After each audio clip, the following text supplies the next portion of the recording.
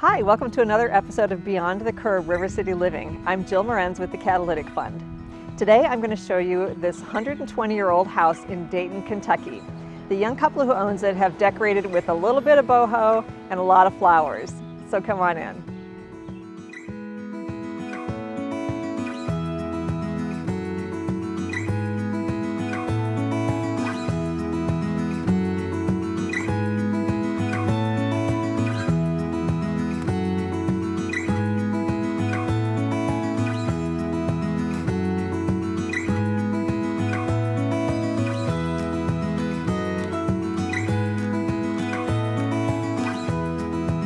The exclusive sponsor of this episode is Keating, Muthing & Klee Camp. KMK Law is a nationally recognized law firm of approximately 120 lawyers in Cincinnati, Ohio. They deliver sophisticated legal solutions to businesses of all sizes, from startup companies to Fortune 50 corporations. At some point, this house had been turned into 4 apartments, but the previous owners recreated the single-family home. We'll start our tour up the original staircase on the 2nd floor, where this sunny seating area is set up on the landing. This fireplace is one of 4 in the house and is in the guest room.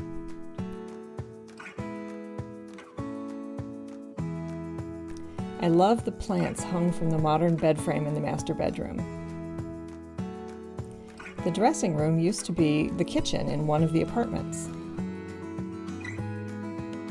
Going back downstairs, I'll show you the flower room. Serena has a floral design business and she uses this first floor room to create her arrangements. As you can imagine, it smells amazing in here.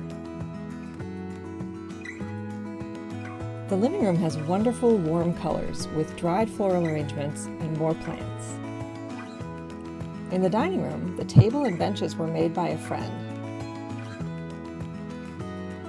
Those are tin tiles covering the wall above the mantel. The tin tiles are repeated in the kitchen as the backsplash.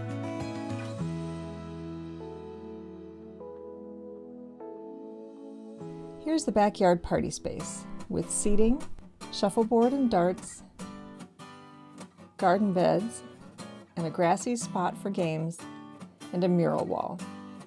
Owners Serena and Harrison Bigney tell us how they found the house. Well, we were living in Covington for about 4 years, and once I got a job at UC, we decided to start looking, and we knew we wanted to live in like the Bellevue, Dayton area, and we found this house. Some of my favorite features are the large windows, the wooden floors, and just how large it is. I love it. I love just the older feel, that it's not a newer house, and that the person that fixed it up left a lot of the original historical fireplaces, etc., and that we can give it like that new vibe but still keep that old feel. I have my own business that I run out of my home. It's super fun, a little chaotic sometimes, gets a little messy, but yeah, it's exciting, and I love working from home. I love being able to make my own schedule, work my own hours.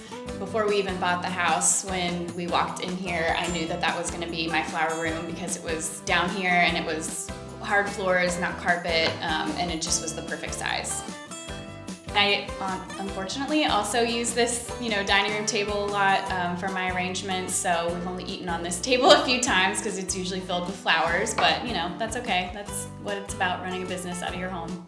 That started about 3 years ago, just doing it on the side, and I worked a full-time job during all of that. I lost my job this past year with COVID and just kind of decided to jump right into it full-time. I was getting really busy. My Mother's Day last year is what really set it off. It just kind of exploded, and honestly, it's just like word of mouth. I'm very thankful for all of my friends and all of my followers. Everything is on Instagram, so I'm very grateful for that, and it's just kind of grown since then. Me and my friend Tanner Zeese, who owns Nomad, a restaurant down the road, he came over and we built a deck in the backyard about a month ago, and that kind of opened up the space for us to be able to put some of the games and the grill and all that stuff out there. I'm also an artist. I love doing murals in my free time that I get away from UC, and so I put up some big 8-foot by 4 plywood and painted that, and it's just a little space that I have in the backyard to use to be creative, and right now I have like a kind of desert theme mural back there.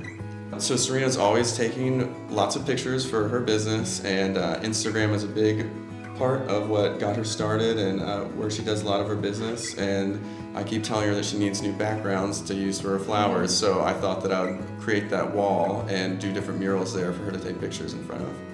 We love this community. We have the sweetest neighbors. We're so lucky. Someone even just moved in next door, and they're also amazing. We love this whole neighborhood. All the local businesses that are right down the street that we frequent often. Unataza Coffee is like one of my favorite places to go to.